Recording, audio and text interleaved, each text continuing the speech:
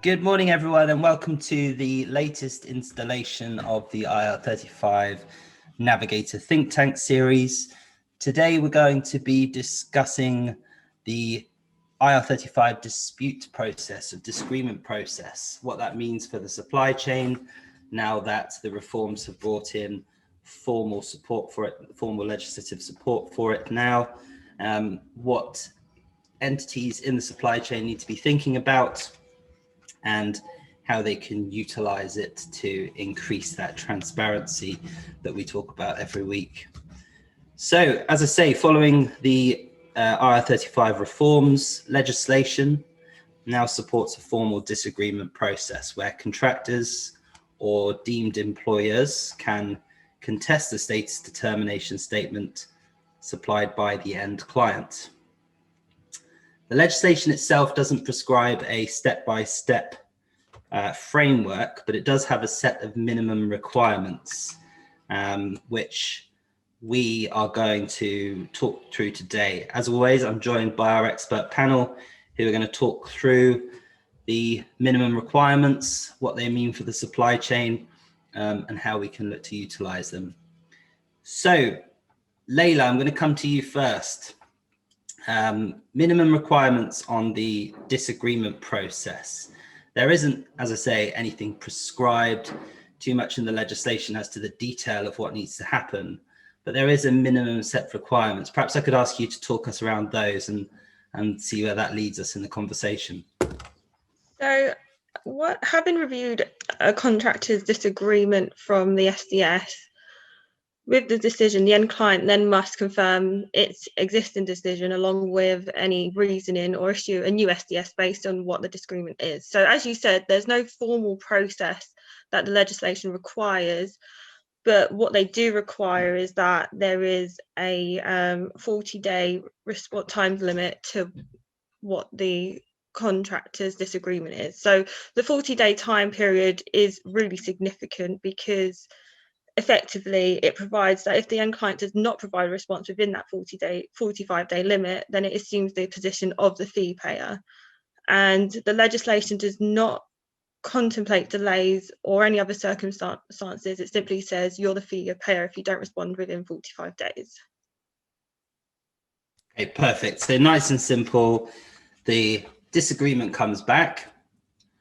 The end client needs to review it, consider the representations made, consider the basis of those representations, and then issue a confirmation of the status determination statement, as you say, within 45 days, or change the status determination statement and issue a new one, obviously, as we discussed in previous think tank series, whilst acting with reasonable care all the way along. On both of those, I think it's important to note, isn't it, that there's justification or reasons for the decisions that need to be implemented. The end client needs to give reasons for either reaffirming the status determination, or it needs to give reasons for issuing a new status determination and what that means. In addition, they need to give an effective date of that determination, which is going to be key when we're talking about the kind of period from pre-reforms to post-reforms. So there's quite a bit to break down in that. It's quite a simple set of requirements, but there's quite a bit to break down. So I think let's start with that 45-day time frame.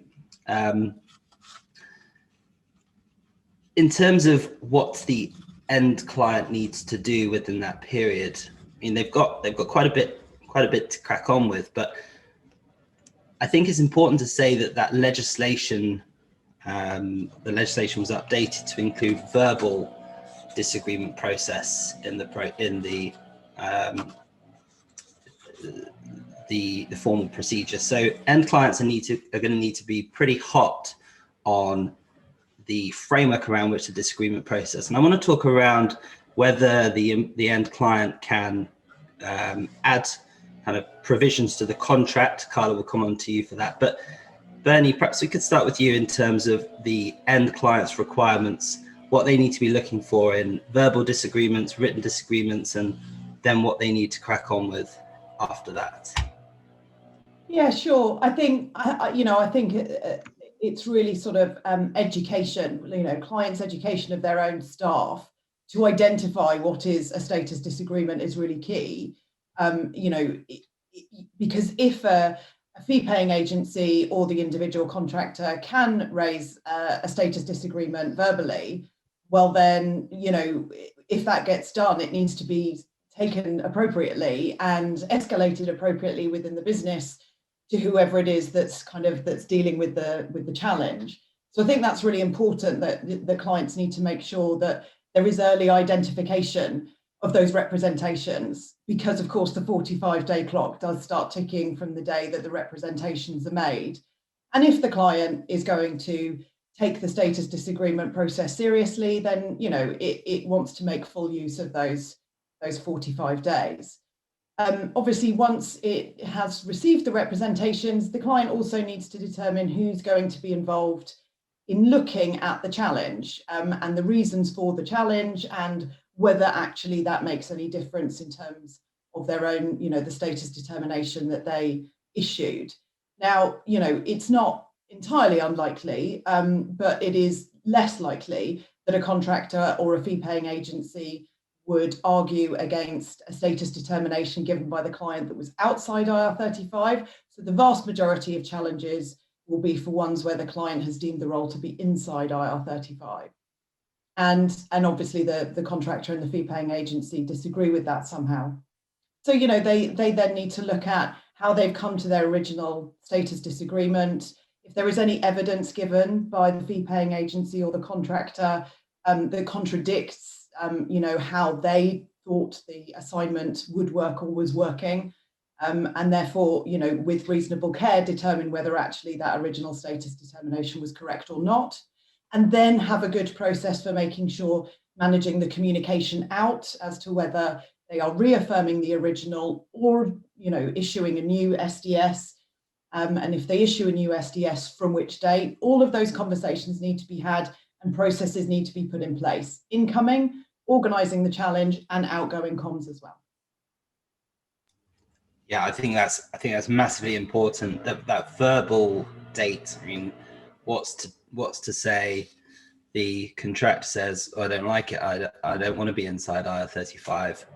Is there a point there that there's a disagreement that's been raised, and if the end client doesn't take that seriously, or the agency doesn't communicate that displeasure, or there's not clarity within the supply chain giving the information up the line at the right times, what's to stop the contractor determining that a disagreement has been put in place, and consequently the role of the fee payer remains with the end client because they didn't take the disagreement seriously?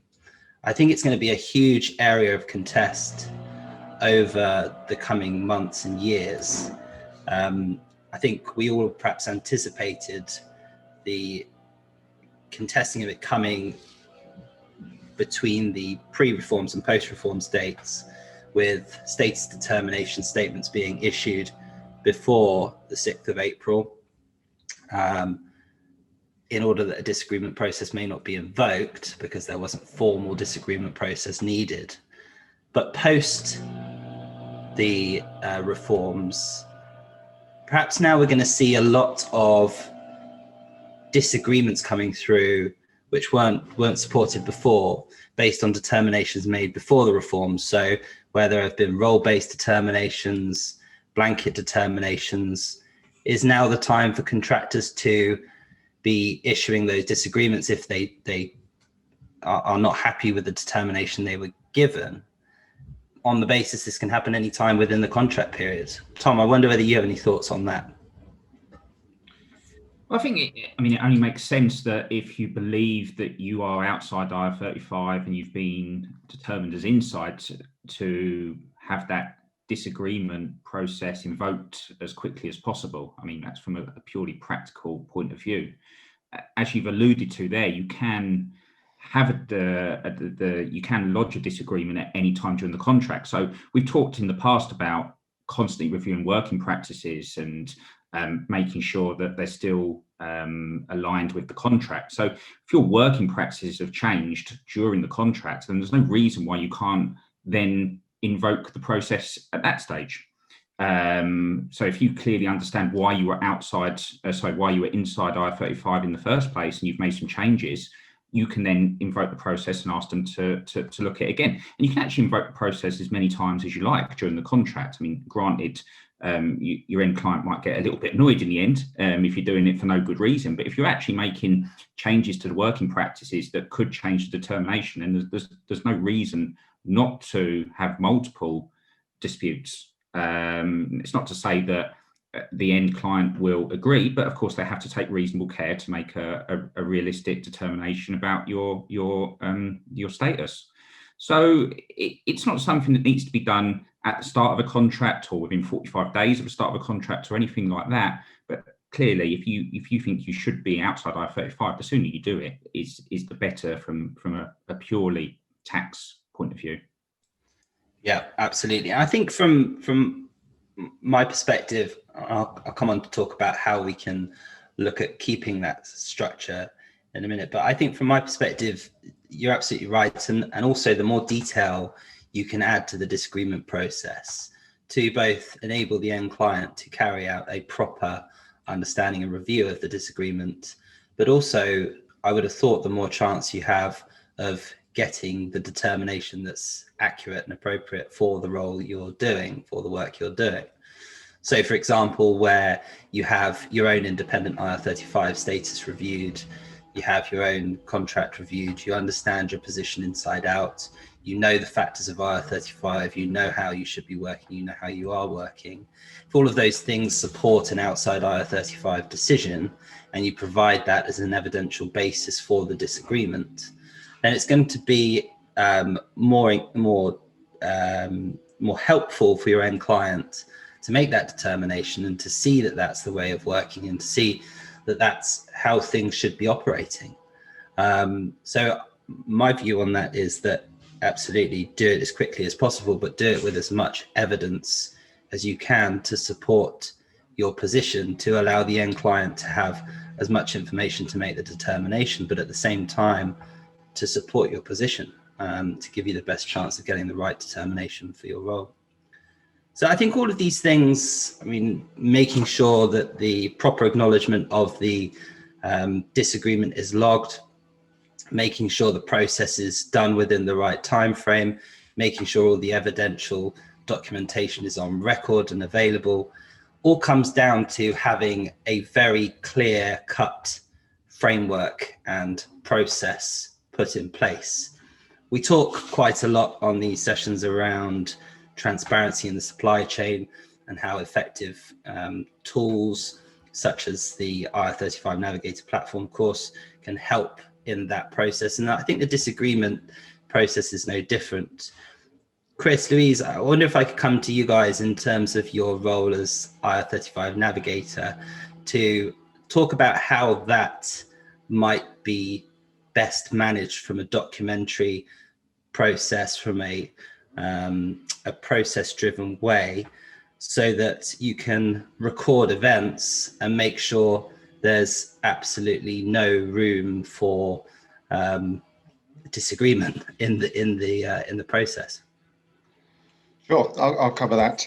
I guess the starting point is that we look within the platform to provide an environment where we can gather all of the evidence during the assessment process. So that means looking at contracts, conducting questionnaires, and evaluating all of the results so that when a decision is made, it's accurately recorded. And for this, we use blockchain so that we can demonstrate that it's happened at a particular point in time. But yes, the key thing with this is making sure that the status determination statement itself is properly, so that we're providing clear, concise information about the engagement, what our decision is, and how that decision was reached. So providing all the good evidence around around that decision. On top of that, we're providing the framework for individuals to lodge the client-led status disagreement process. So as we've touched on during this session, that can be done verbally, of course, by contacting the helpline.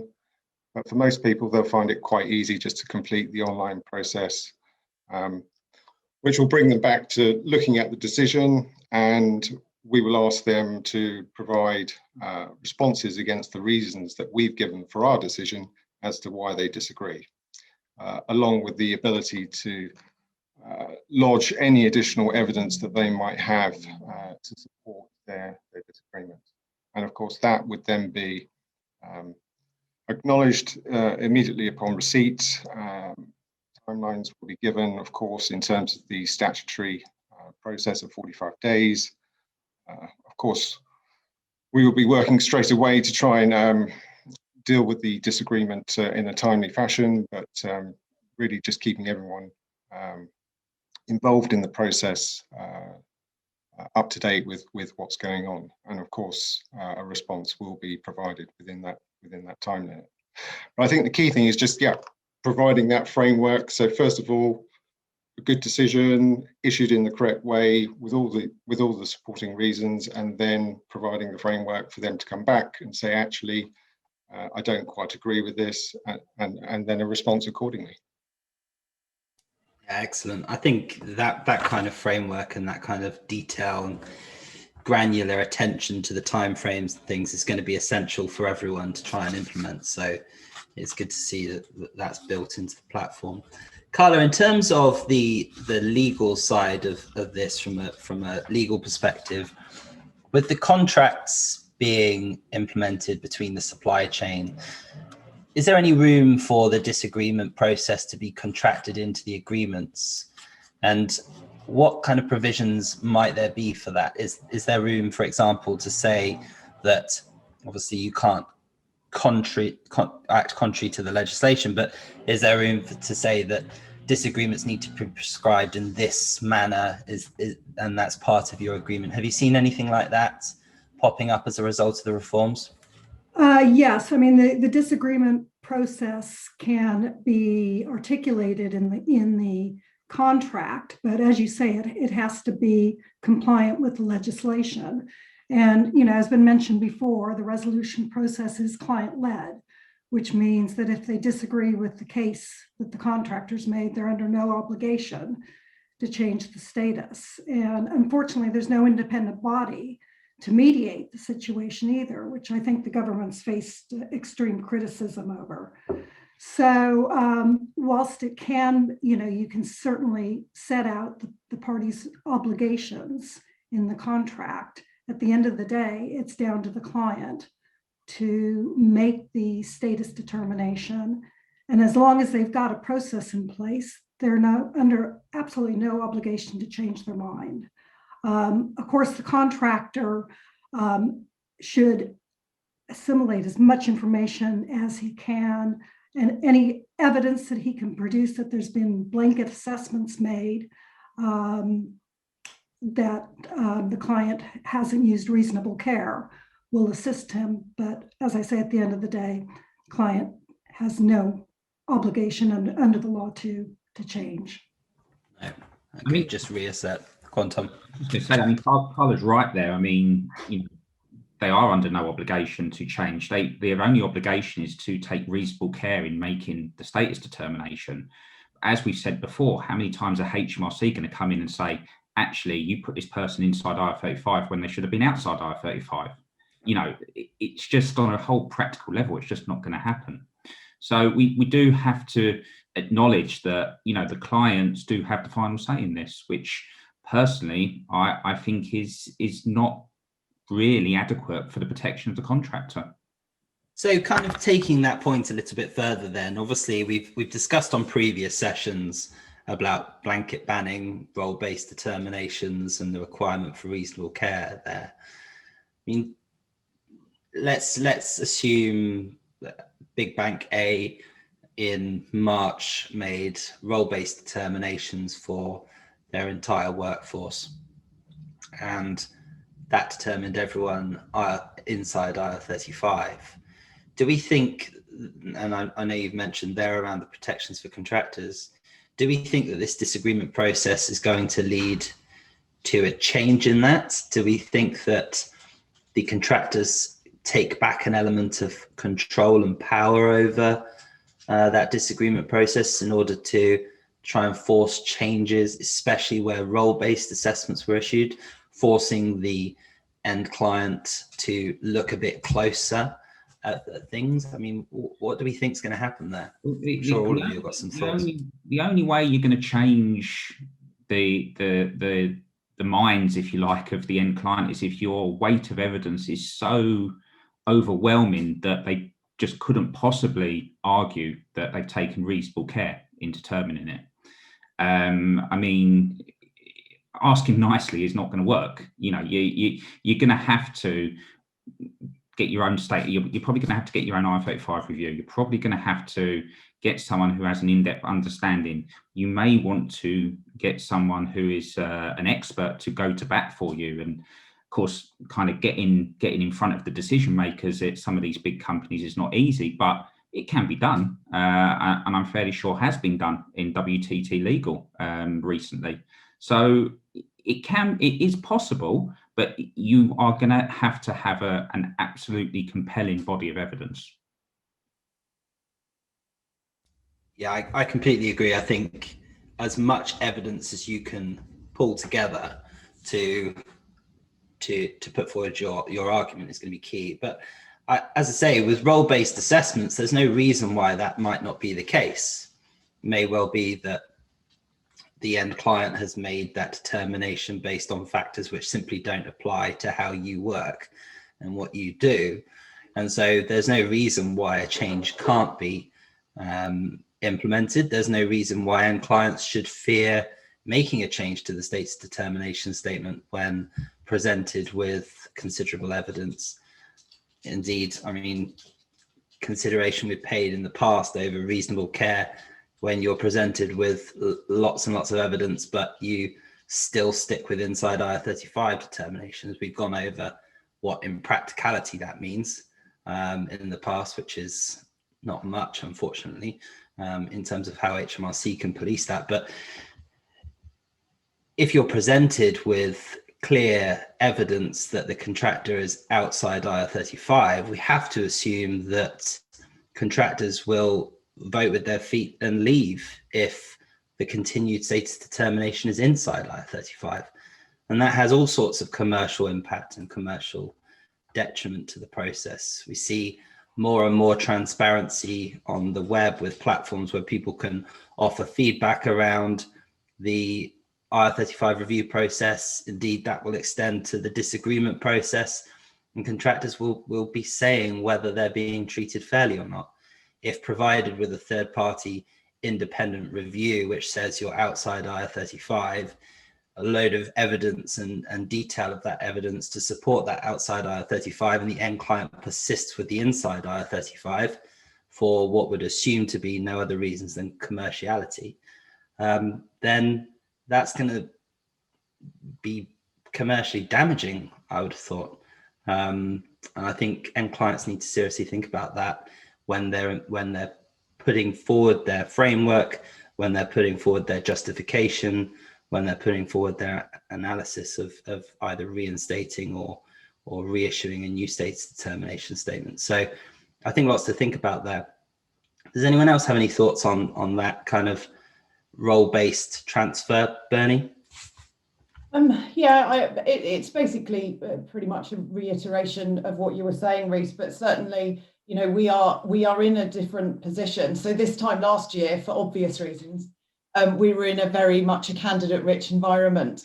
You know, there were lots and lots of people looking for work and not necessarily that many jobs around, but we've already seen the tide turning the other way.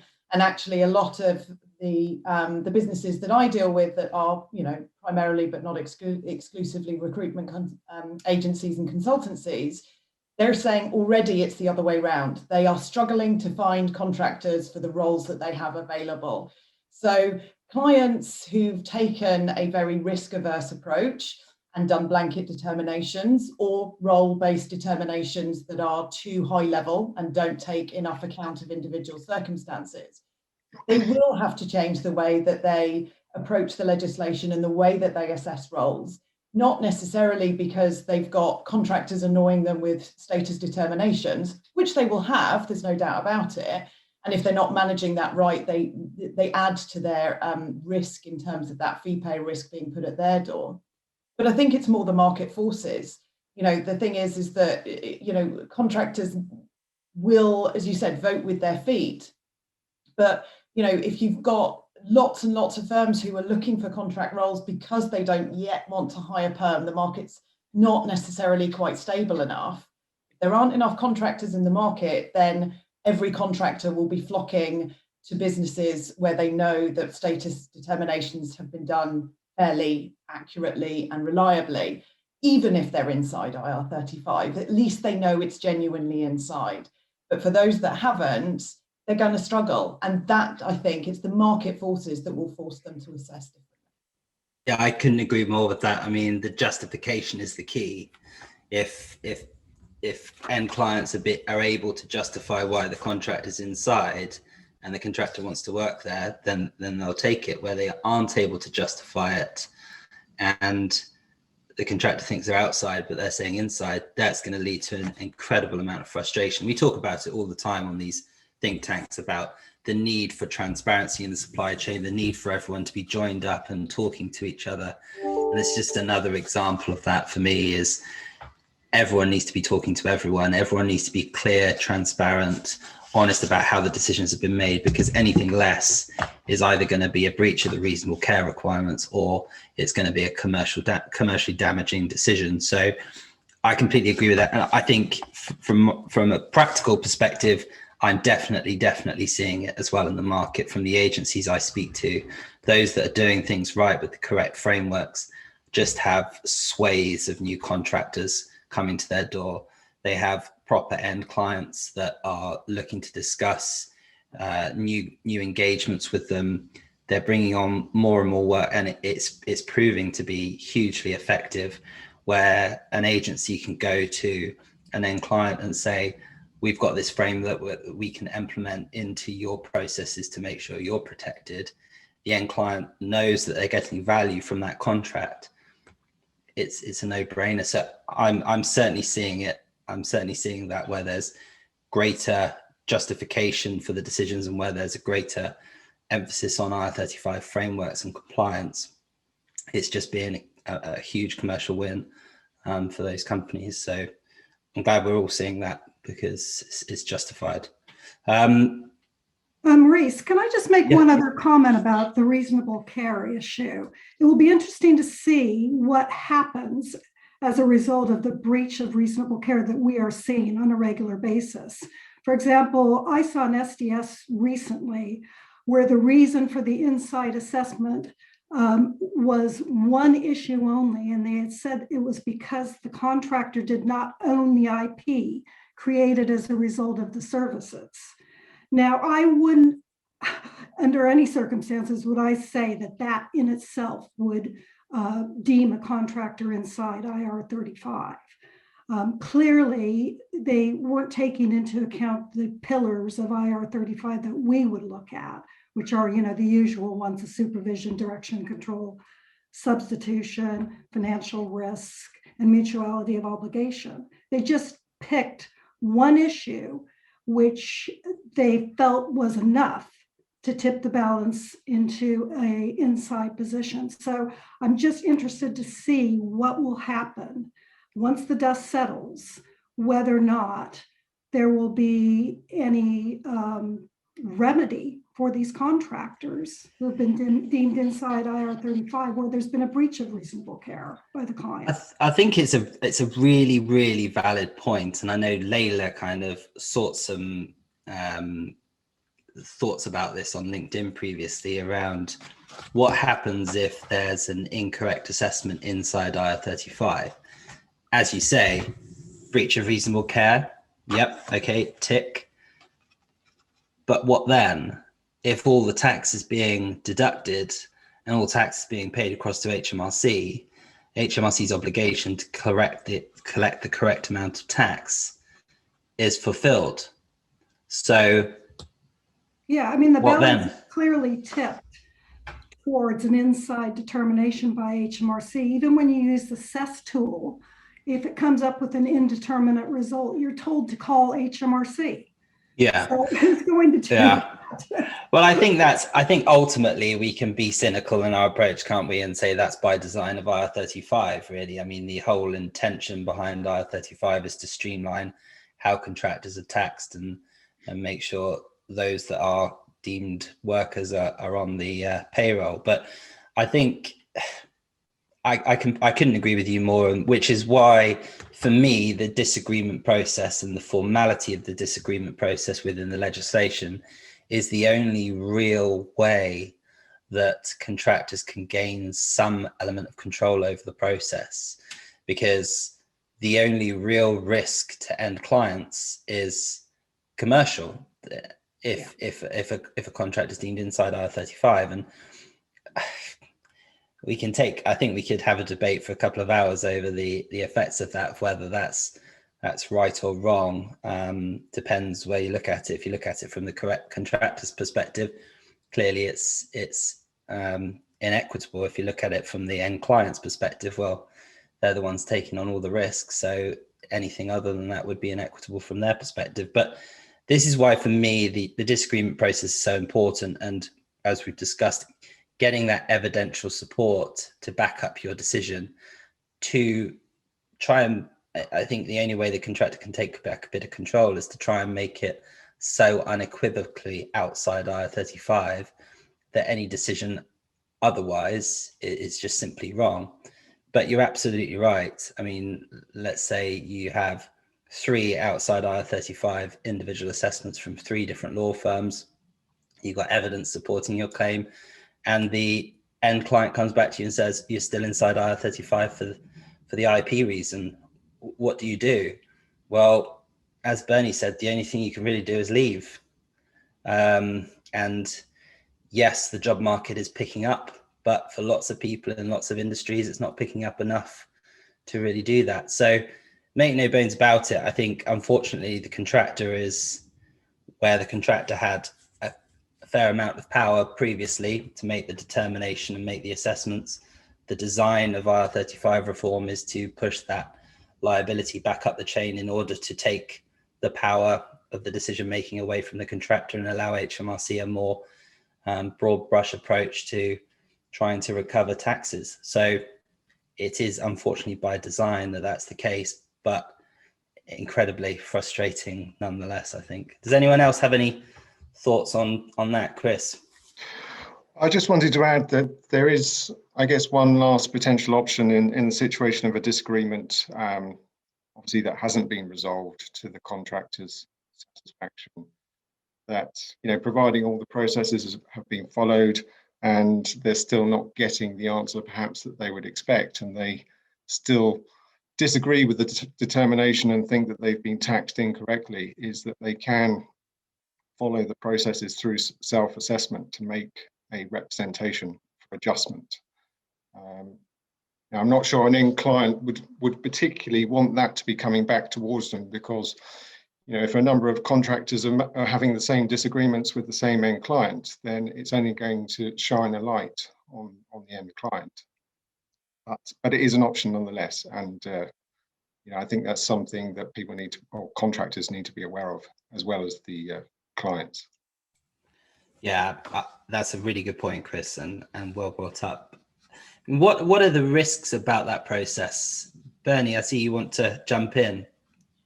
Yeah, it was more sort of going back to what Chris was saying before. I think although individually the power of the disagreement process is limited, I think there is something to be said for significant numbers of disagreements going into a client's business, particularly if every single one of them is stating the client made a blanket determination of inside IR35, and here is my evidence that I am not. So each individual status disagreement process doesn't necessarily give you a lot of control over the outcome. But multiple, I think, then starts to get a client rather more concerned that if at any point HMRC does come to knock on their door to do a compliance check and have a look at their process for the off-payroll rules and how they've applied it, they are likely to say, and what's your status disagreement process? Have you had any? Can I see some examples? And if they pull out 45 examples of status disagreements that all say the same thing, I think HMRC will use that as an in to go in and say, right, let's actually look at some individual determinations and let's see whether you've used reasonable care. So I think there is power, but it's power in numbers, not power for each individual. I would also probably just say that it also flags other risks to HMRC. If you're not following legislative processes in this area, what other area are you not following legislative processes? So it's the foot in the door, but it's when HMRC busts that door wide open and that you're going to expose yourself to both financial and commercial risk. That's interesting. Those are good points. I mean, if we're assuming that, and we're assuming that the need is to try and make HMRC aware of lack of reasonable care, then perhaps coming back to Chris's point about raising the disagreement through the tax return is the right way to go. You kind of go straight to the horse's mouth. If HMRC see X number of disagreements through the same end client on a number of bases, perhaps that's going to have impact. What do you think about that? I think it's inevitable. I think in a risk-driven compliance environment where HMRC, it's no secret, don't have finite resource and therefore will target their resource at those that pose the biggest risks. And if you have a business that has multiple risks flagging up on, and we spoke before, HMRC have computer systems. Connect is well known. It links a number of databases. It identifies a number of risks. And if you have risks in multiple areas, then you can expect what HMRC call a full investigation. It used to be called a cross-tax investigation, where they're going to look at your pay-as-you-earn, they're going to look at your corporation tax, they're going to look at your national minimum wage, and it could well be that those risks don't exist, but you are going to spend a lot of time and a lot of money in dealing with HMRC and potentially facing some additional taxes and penalties at the end of it. I think that's a really important point for everyone in the supply chain to be thinking about there. Lots to think about there. One final thing I want to touch on is the transfer from outside IR35 to inside IR35. We're going to see a lot of situations where there's been blanket determinations or role-based determinations moving a contractor who was previously outside IR35 to inside IR35 and the effects of that. We've discussed on previous occasions around the soft landing that HMRC have called it. We've discussed on previous occasions around HMRC agreeing to not use information gathered on an ongoing basis to look back at historic IR35 investigations. Tom, how worried do people need to be around that transfer from inside to outside, and what can they do to shore up their position based on a similar kind of evidential support that we've thought about? So again, personally, I think on its own is probably not enough to warrant HMRC looking to go back and challenge, unless they can identify, they've said if they can identify fraud or evasion, then that's a different ball game altogether.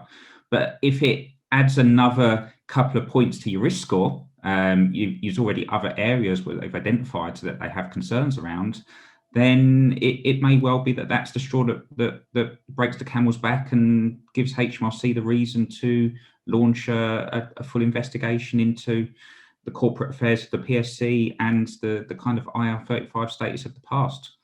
So I think there's plenty of reasons why people will go from outside to inside, and not necessarily mean that they should have been inside all along.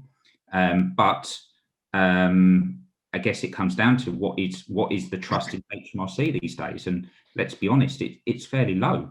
And I think there's lots of people out there that will be worried that HMRC will see that as an indicator that you should have been inside IR35 the whole time, which could be, for some people, 3, 4, 5 years worth of taxes, which is a considerable amount of money.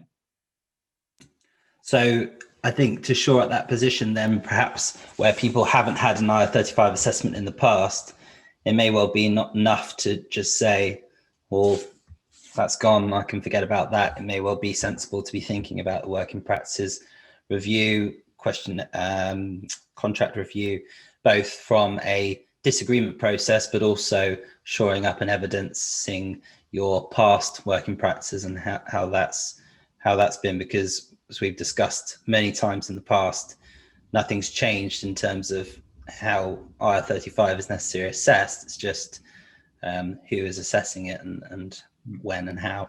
And I actually think, talking to Labour, that WTT Legal have been approached by people worried about their past status and have completed them type of reviews. So there are people out there that are evidence gathering because it's a potential risk. And I think that's the key. Get the evidence together now, because getting evidence together in 12 months' time is difficult. So gather it now, have it in your back pocket. And if that means getting an independent assessment of your past working practices and your past contract, there's no harm in doing that. It's a powerful tool to show HMRC that you've taken care of your status previously. Yeah. Great. Okay. Well, I think we've covered quite a lot there today. Another kind of 40 minutes of information overload. I think to summarize the key points, see the transparency point remains at the forefront here. Everyone needs to have transparency in the supply chain. We remain of the view that the agencies are key in that process, but everyone needs to play their part. I think for me, perhaps the most important thing that's come out of today's session is the need for rigorous, clear processes and structures in place for the disagreement process. There's too much risk on the end client to not acknowledge when a disagreement process has been invoked. As Bernie says, training of staff, making people aware what a disagreement process is, what a disagreement looks like, and when to raise it up the chain, when to do something about it. Because if that verbal disagreement comes and the contractor believes they've made it, and 45 days pass and the determination is wrong, then the end client is liable as the fee payer. So it's imperative that that disagreement process is put in place. Likewise, for contractors who are looking to evoke a disagreement, evidential support is essential, gathering all of that, gathering the details, gathering all the information which is going to help the end client make the right decision using reasonable care, and then consequently that end client needing to respond within 45 days of the disagreement with either a reconfirmed status determination statement giving reasons, or a new status determination statement, again giving reasons and pointing to an effective date of that status determination. So hopefully that's been helpful and useful for, as always, all entities in the supply chain. Thank you to our expert panel, as always. And if anyone has any questions for any of the panel, feel free to contact any of us. We're always happy to have a chat and talk through any of the pertinent points that we've raised today. So until next Thursday, thanks all for listening and take care.